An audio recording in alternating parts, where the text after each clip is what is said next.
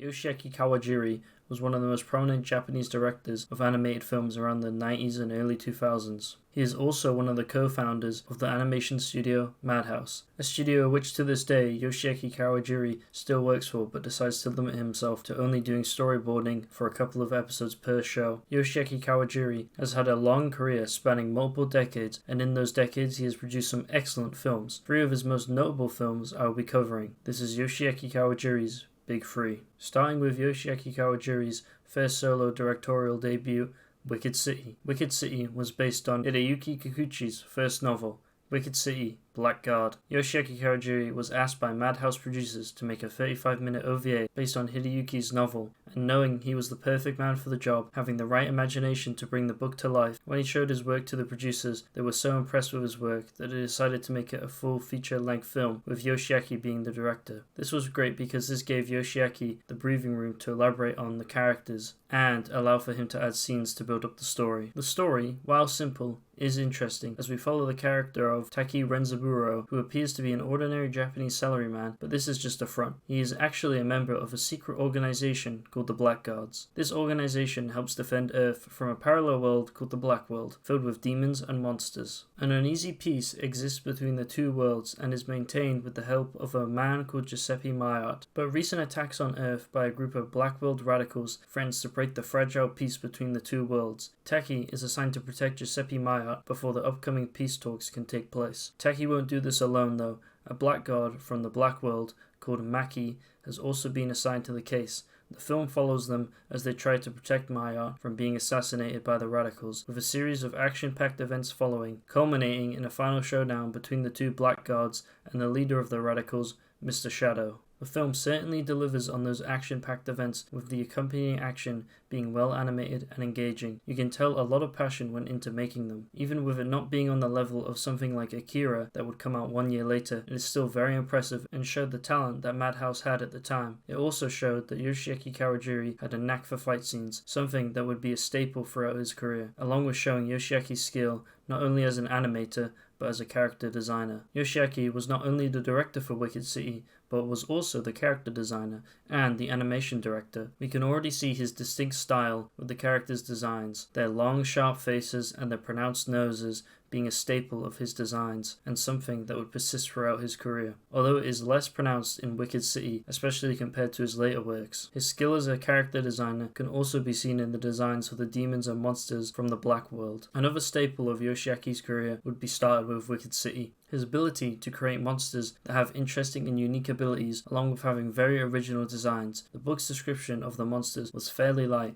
and this allowed Yoshiaki's wide imagination to take over. Designing monsters that have rib-cage teeth popping out of their chests to half-human, half-spider women, Wicked City's monsters are an excellent showcase of his skill to create horrific monsters. The monsters certainly give the illusion that while they may be disguised as humans on the outside, there's something otherworldly just laying underneath. While the character designs are good, this doesn't translate to the characters themselves, with them being quite one-dimensional and uninteresting. Taki and Maki are the only two that get any real character development, and even then it's quite bare bones. The two do grow closer to each other over the course of the film, and we do learn a little bit about Maki and her background in the Black World. We also do learn early on that Taki is quite the ladies' man, which seems to cause him more trouble than it's worth. Taki is also shown as a charismatic and charming individual that cares deeply about his friends and partners. He presents himself as having a laid-back attitude, but this doesn't stop him from acting professionally when on the job. There are other characters like Jin, Mr. Shadow, and Shacho, but they have little more than a few lines of dialogue that doesn't amount to much for their characters, merely being there as the plot demands it. The characters are not what is carrying this film, they are simply there for the story and tie together the next action scene. The main achievement of this film is not its story, but its great animation and character designs. It has crisp line work and very detailed background paintings, giving the film a sense of high production value. The music is also pretty good and very fitting with the time period, although some jazz tracks do feel out of place at times. The tone and style of the film are very 80s Japan B-movie, with a heavy coating of graphic violence and sex. It fits right in with the trends at the time and the era of video nasties, so if you're faint of heart, I wouldn't recommend watching this film. It has some very strong themes. Wicked City is a very stylistic film, reminiscent of action thrillers like Bullet, especially with the airport runway scene. Yoshiaki employs a great use of color that would come to be a staple of his films. He uses deep blacks combined with reds and blues that give the film this dreamlike effect. This works well in scenes scenes like the already mentioned airport runway scene.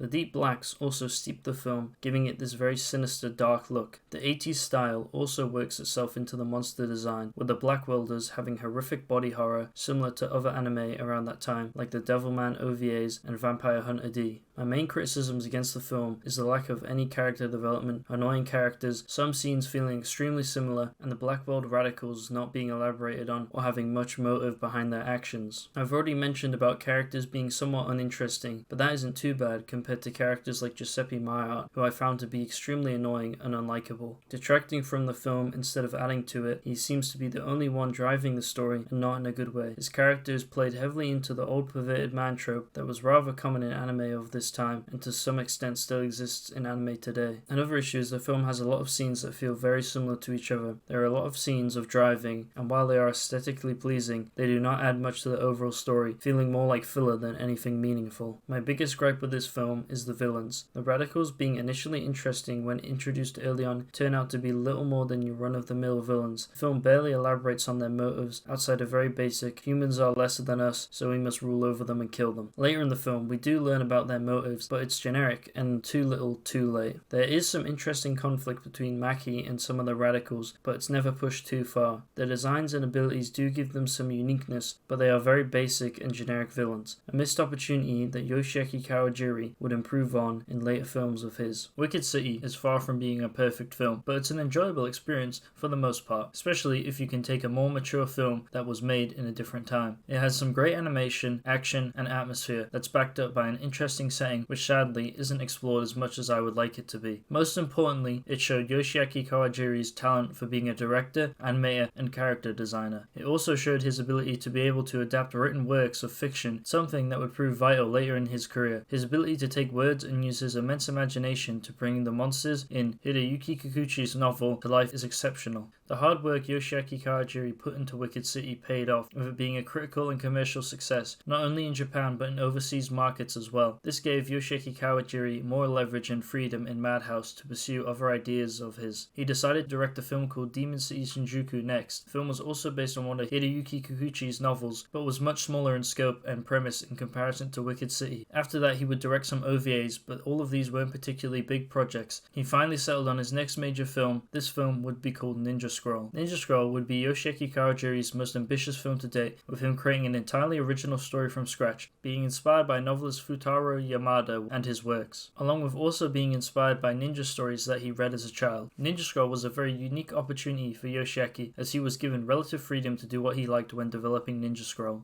While Wicked City was a relatively low-budget film, especially since it was originally planned to be only a 35-minute OVA, Ninja Scroll was given a bigger budget due to the film being a theatrical movie. Ninja Scroll's higher budget is clearly evident from the film's amazing production value. From the animation to the voice actors, it screams quality. The film feels like a high-quality production, with the only fact that it's in 4:3 instead of the usual 16:9, taking away from that feeling of high production. Having more freedom and a higher budget also allowed Yoshiaki Kawajiri to expand on the elements that he could not fully realize with Wicked City. More time was put into the story in comparison to Wicked City's somewhat lackluster story. This was Yoshiaki's first historical drama, being set in feudal Japan after the Tokugawa shogunate taken power and effectively ended the Sengoku Jidai. Our main character, Jubei, is loosely based on the historical figure Yagyu Jubei, and we follow him as he gets wrapped up in a conspiracy to overthrow the current shogun by a mysterious group known as the Shogun of the Dark. Throughout the film, Jubei faces off against 8 almost superhuman beings that seem unstoppable, killing a large force of ninjas sent to investigate a suspicious plague spreading through a village. The only survivor of this massacre, Kagero, a female shinobi who holds a secret of her own. As the film goes on, Jubei and Kagero grow closer together. Jubei sees Kagero for the woman she is and not the tool others have seen her for. Yoshiaki Kawajiri tells Ninja Scroll as a simple story on the surface, but just underneath it has a complex and interesting narrative. He perfectly weaves the characters together that really have no place being together, leaving the story of Ninja Scroll an integral part of the film and not something that should be ignored. Given more freedom, it's easy to see Yoshiaki Kawajiri's great ability to combine a competent story with amazing action. You can also see how much he has improved from Wicked City. Having the story be more forward-facing helps give better context to the action scenes rather than tying scenes together with a lazy car ride. Not only has the storytelling improved, but Yoshiaki Kawajiri's characters and character designs have improved greatly as well. Ninja Scroll's characters are a lot more interesting and developed than Wicked City's are. Jubei is a very casual and nonchalant character, very confident in himself and his abilities. Kagero, while appearing to be strong and stable on the outside, hides her concern and unsure nature of herself, having a facade for her fellow ninja in an attempt to try and gain their respect, facing years of abuse from other ninjas and often being looked at as nothing more than a tool by her masters. Jubei is the only person to ever show her any kind of respect and treats her accordingly. 毒で心もねじ曲がったが。よくも。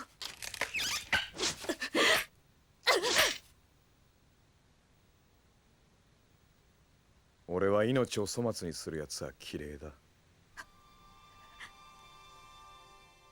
The two perfectly balance each other, and their relationship is developed well and is believable. This is in stark comparison to Taki and Maki's relationship in Wicked City, which feels somewhat forced for the plot. Jubei and Kagero aren't the only interesting characters in Ninja Scroll either.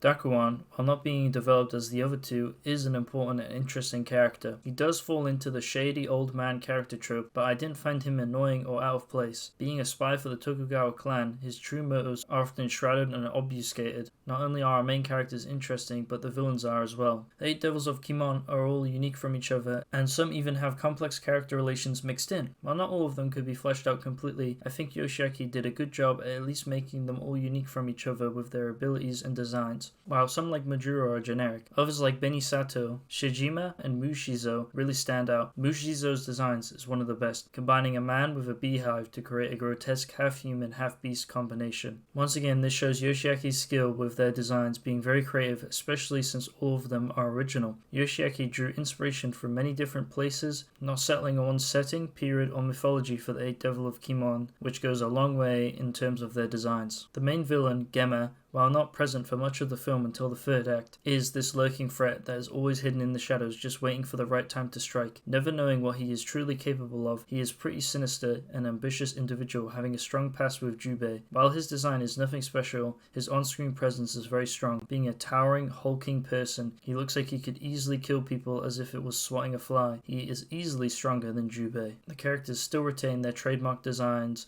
with their long, sharp faces, but it's more pronounced than Wicked City's character faces, with theirs being more square-shaped while Ninja Scroll's are more long. It is a definite step up in quality and shows Yoshiaki Kawajiri's improvements. The tone and style of Ninja Scroll is similar to Wicked City, particularly with the violence, but the violence has been turned up to 11, being way more brutal and having a lot more flavor to the fights in comparison to Wicked City's fights. The action feels sharp and fluid, having weight to every sword slash, along with having this electric fast pace. Even by themselves, the fights are awesome to watch, while the sex has been toned down quite a bit in comparison to Wicked City's, with there only really being a couple of sex scenes and certainly not as graphic as Wicked City. While the film still has a Japanese B-movie feel, it's different from the action thrillers that inspired Wicked City. The film feels more in line with samurai slasher films like the Lone Wolf and Cub series and Samurai Wolf films. The film style is a perfect blend between the mythical and historical sides of Japan, giving a film its own identity, and it is all helped by Yoshiaki Kawajiri's great sense of art direction. He really wanted to portray the beauty of the Japanese landscapes in the film, and I would say he has brought feudal Japan to life, and his vibrant use of color complements it very well. While Yoshiaki still relies on his reds and blues with the backup of deep blacks, Yoshiaki doesn't shy away from experimenting with other colors for the film, which is a nice change. Overall, the film looks great and has some beautiful scenes, the firefight scene being a personal favorite of mine. The line work is also very crisp and detailed, having that golden age look of hand-drawn animation. The film is also a lot more of an emotional film, with the characters expressing their feelings more and acting like flawed humans. The way Jubei unleashes his fury at the end is something that you can really get behind.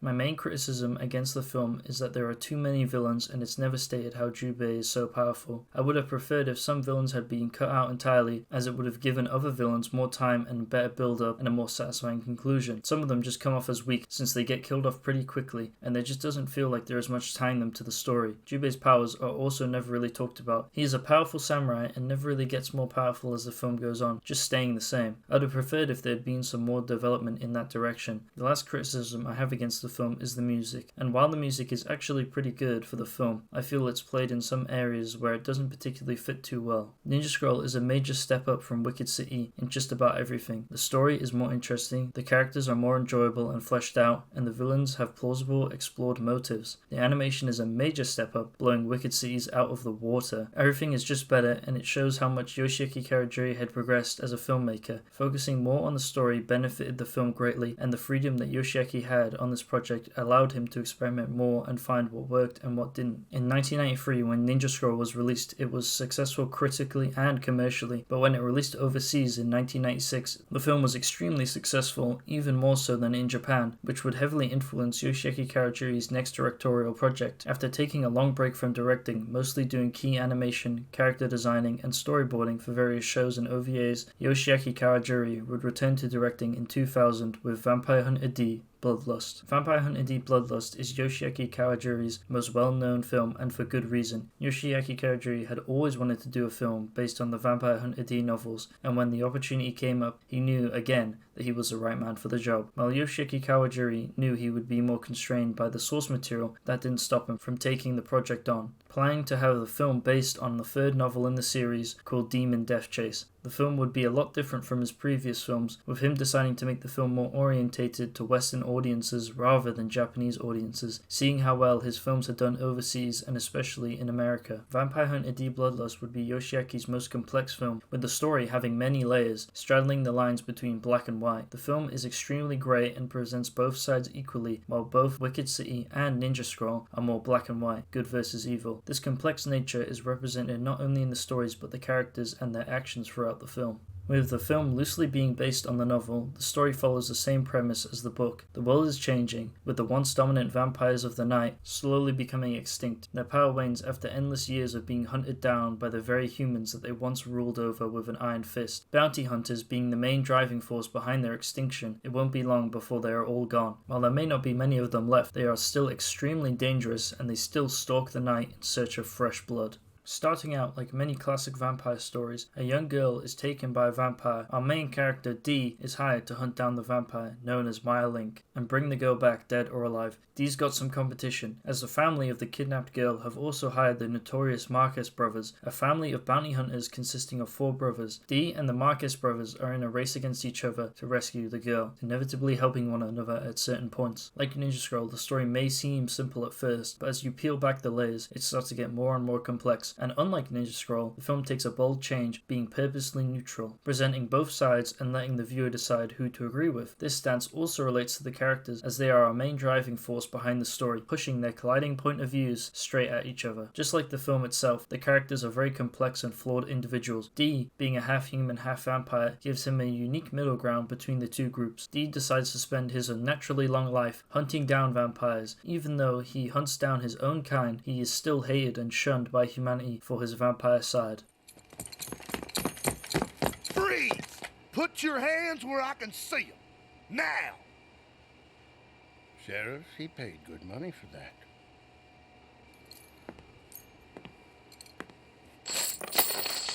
What are you doing? Take your money and go.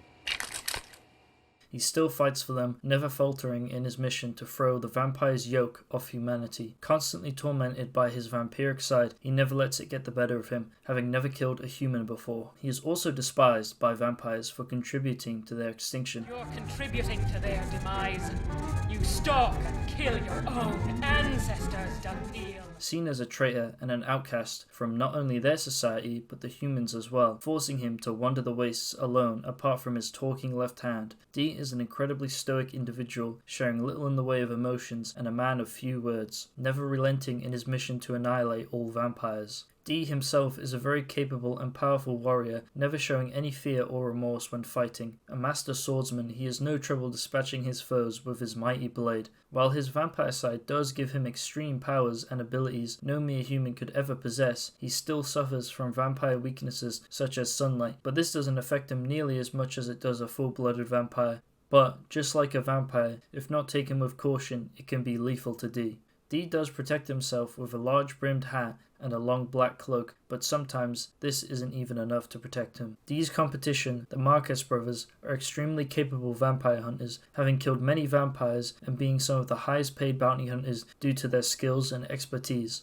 Early on, we see them easily dispatch a village of mutated villagers, with them not even taking a scratch. They are even skilled enough to fight the dangerous Barbaroi, who are mutants and monsters known to be deadly warriors and command high prices for their services. The Marquez brothers consist of 4 brothers, with Borgoff, their headstrong leader with exceptional marksman skills, Nolt, their resident tough guy who wields a massive wooden hammer, Kyle, who's extremely nimble and crafty fighter, armed with knives, and Grove, who is a bedridden psychic that can project a spirit of himself via the use of drugs, causing immense damage to the surrounding areas via his spirit lasers that explode on impact. He also has the best track in the film, named after him. The Marquez brothers also have a woman with them called Layla. While she isn't related to them by blood, she is a respected member of the team and holds her own weight. She is often seen as the little sister of the group, being close to Grove. She is the most developed character out of the Marquez brothers, having a tragic backstory, being orphaned at a young age by vampires after her mother was kidnapped by them, and then having her father killed by them after trying to save Layla's mother. Her hatred for vampires burns hard. She grows close to D, who she is initially against due to his vampire side, but over the course of the film, she learns that he is not the monster he is made out to be. The Marquez brothers all have grievances against vampires in one way or another, and they use this hatred against them to fuel themselves in fights. They are even shown as being quite sadistic when killing vampires, taking great pleasure in their deaths, joking and laughing. It shows the side of the humans that isn't quite pure.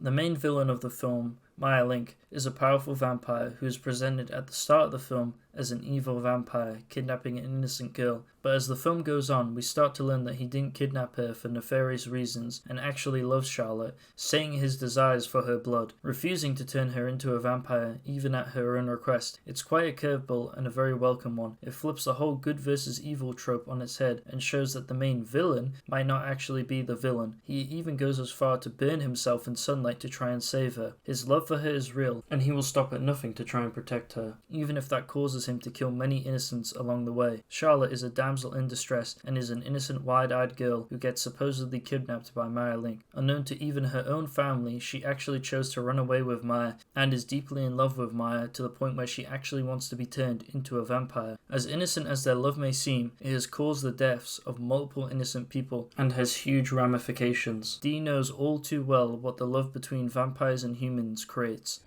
The thought of those 2 lovebirds giving birth to another Dunpeel, oh, that's it. She is presented as a sheltered girl who doesn't quite understand that her actions have consequences until it's too late. The Barbaroi are a skilled group of mutants and monsters who have a strong reputation that strikes fear into mortals. They command high prices for their skills and are often hired by vampires as bodyguards. 3 Barbaroi are hired to protect the carriage that Maya and Charlotte are traveling in. The 3 consist of Bengi, Caroline, and Mashira. The 3 all have different abilities from each other, with Bengi being a shroud-encased mutant that often taunts his victims with his wicked laughter. He has very similar abilities to Shijima from Ninja Scroll. Caroline is a tall woman with long flowing hair that can act as razor-sharp blades. She also has the ability to shapeshift into metal and wood at will, manipulating them to act as weapons. Mashira is a human in appearance but can morph into a wolf and has a giant second mouth coming out of his chest. His wolf abilities allow him to see through objects to find prey. They all have interesting abilities and designs, even if some of them are similar to previous monsters Yoshiaki has made before. The Barbaroi, sadly, have little development, and their way of life is not particularly shown in the film. The tone and style of Bloodlust is a lot different from Yoshiaki Kawajiri's last 2 films, with taste changing with time. Sex and violence wasn't as appealing as it once was, and Madhouse had come a long way since the days of cheap and small productions. Yoshiaki was also making this film for a more Western audience with different tastes to Japanese audiences, even if there was some crossover. While the film still has plenty of violence, it's not as bloody or gory as Ninja Scroll.